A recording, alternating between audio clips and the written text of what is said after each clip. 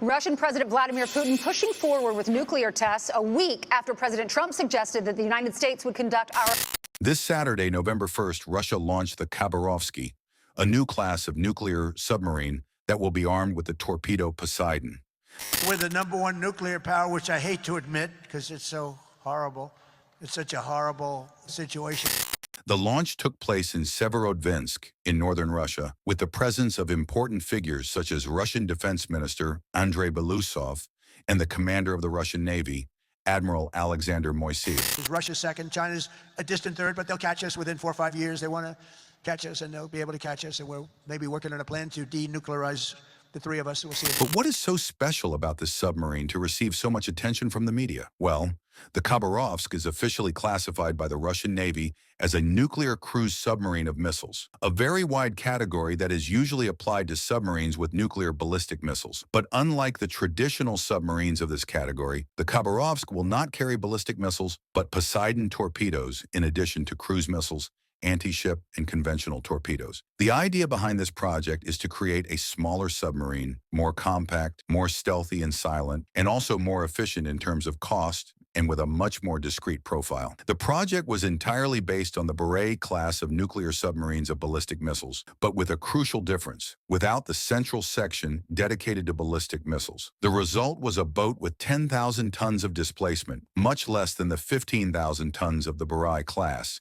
making it more agile and much more stealthy. It is also much smaller, with only 112 meters, much less than the 170 meters of the submarine of the Beret class. The removal of the section containing the ballistic missiles was made with a very clear objective: to open space for the transport and operation of the gigantic Poseidon torpedoes. Impulsed by a nuclear reactor and armed with an explosive flask that, according to some sources, is of dozens of megatons.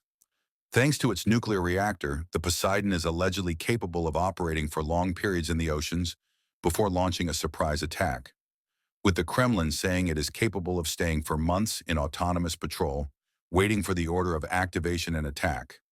With about 20 meters in length and weighing 110 tons, the Poseidon is one of the most impressive weapons in Russia's arsenal. Its main mission would be to attack coastal installations with minimal or no warning, and according to some information, if detonated in more shallow coastal areas, it could even generate a radioactive tsunami capable of spreading radioactive debris through wide coastal areas. As it is totally autonomous and equipped with a miniaturized nuclear reactor, which according to Russia is highly silent, the Poseidon is very discreet to the sonars, therefore being very difficult to be located and intercepted in the immensity of the oceans. Poseidon is also seen as an essential tool for Russia's second attack strategy, a fundamental tactic in nuclear dissuasion. For those who don't know, the second attack strategy is based on the ability of a country to revoke a surprise nuclear attack. Even though this surprise attack has been able to destroy much of the nuclear arsenal based on Earth. Therefore, according to Putin, with the Poseidon, Russia would be able to carry out a devastating retaliation, not caring about the strength of the initial nuclear attack. Hence its designation as the weapon of the apocalypse, because it would only be used in a scenario of complete nuclear devastation and on a global scale.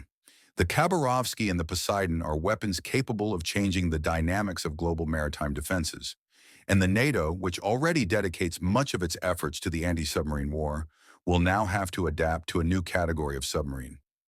With the Khabarovsky, with its ability to launch torpedoes at great distances and unexpectedly challenging even more the efforts of detection and intercepting of the Western powers. With an alleged autonomy of up to 6,200 nautical miles, the equivalent to almost 11,500 kilometers, and a speed announced by the Kremlin of up to 100 knots or 185 kilometers per hour, the Poseidon is a threat that requires new defense strategies with its efficiency, if confirmed, capable of destabilizing the balance of power in the field of the submarine war.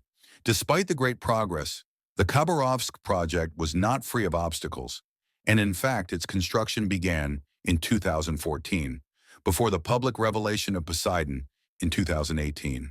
But the pandemic, the war in Ukraine, the international sanctions and the serious financial difficulties of Russia affected the construction, and the submarine was only launched after a delay of almost 6 years.